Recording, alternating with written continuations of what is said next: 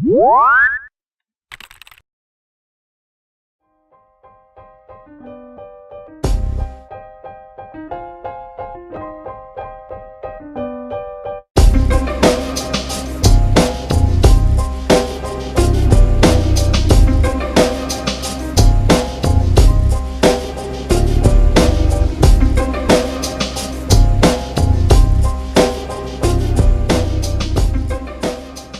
that it was January, the weather was absolutely beautiful. But my impressions were, first of all, I think the brightness, the whiteness, and the vastness. What few buildings there were around the very small airport were spread thinly on the ground. So there was a lot of sand and not very many roads. So I think that was my impression. I was beginning to wonder where this five-star hotel was that I'd come out to work at.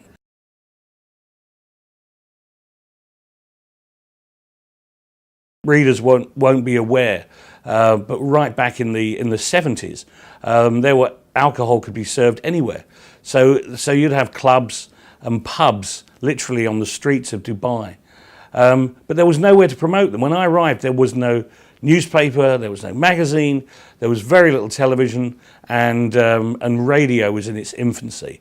So if we wanted to advertise anything that was going on, it was a long drawn out process of producing flyers and getting them distributed at traffic lights.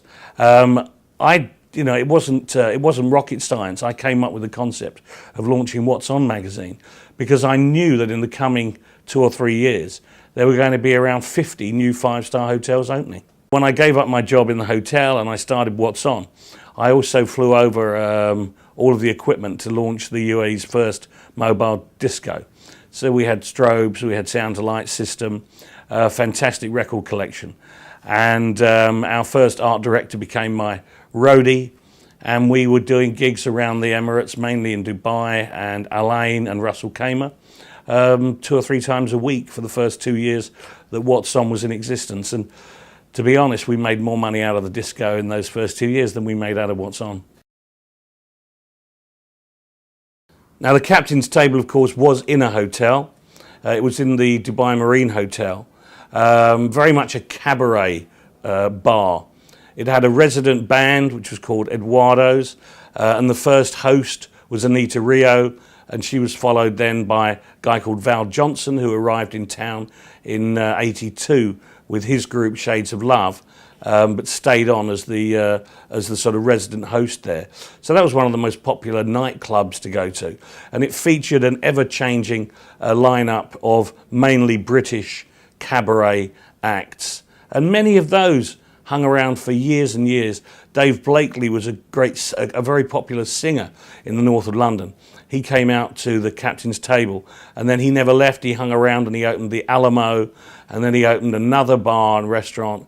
Only recently retired at the age of 70 from Dubai, and he's now a full-time Dean Martin impersonator. In fact, I was just with Khalif Habtour a few days ago. Khalif Habtour is one of the most successful businessmen and developers in Dubai, and he's recently torn down the Dubai Metropolitan Hotel, which opened in 1981 and had the first real British pub, which was called the Red Lion, when people would drive what seemed to be miles up the Abu Dhabi road to get to the Met to have a drink at the Red Lion pub.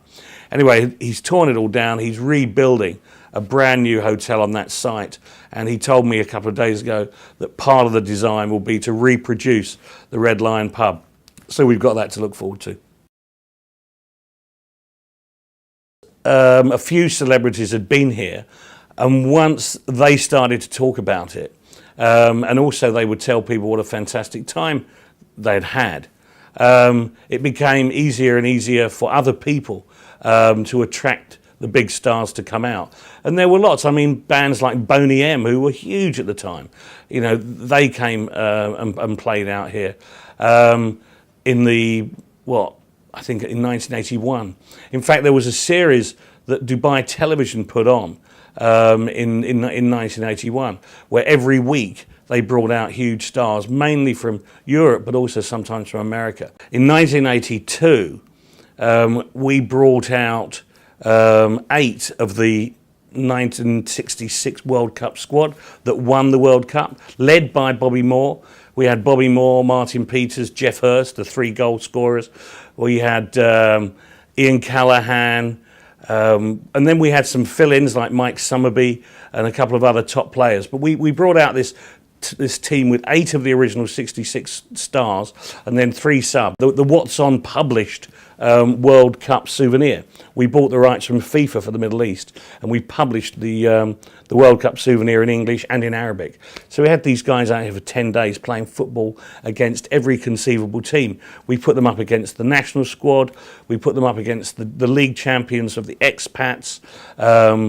We tried everything. We could not find a team who could get anywhere near them. And these guys were probably in their early 40s by this time. But no one could touch them. They were amazing. Georgie Best came out several times. We were involved in some of his visits. I interviewed him on a number of occasions. But I think one of the most memorable interviews was one I did in November 1979 with Muhammad Ali. And the interview was set up. It was the first interview he'd given for a long, long time. Subsequently, we discovered that was because of the onset of his illness. But originally, I was set to have a breakfast session with him. So I met him at the old Dubai International Hotel, which is now the Royal Meridian, the airport. And we had breakfast together. I recorded a wonderful interview with him, which I wrote up and published the following month. But at the end of the breakfast, he said, "Where are you going?" And I said, "Well, I'm going to go back to the office." He said, "No, why don't you hang around, stay for lunch?" So I hung around, I stayed for lunch, I met his entourage, and they were all going off to Jebel Ali Hotel. So they said, "Why didn't you come with us? Come spend the weekend with us." So I literally spent the next 2.5 days with Muhammad Ali and his very small entourage. It was just amazing to get to know this guy and also to understand a little bit about what made him tick and what made the people that he travelled with tick as well, which was almost as interesting.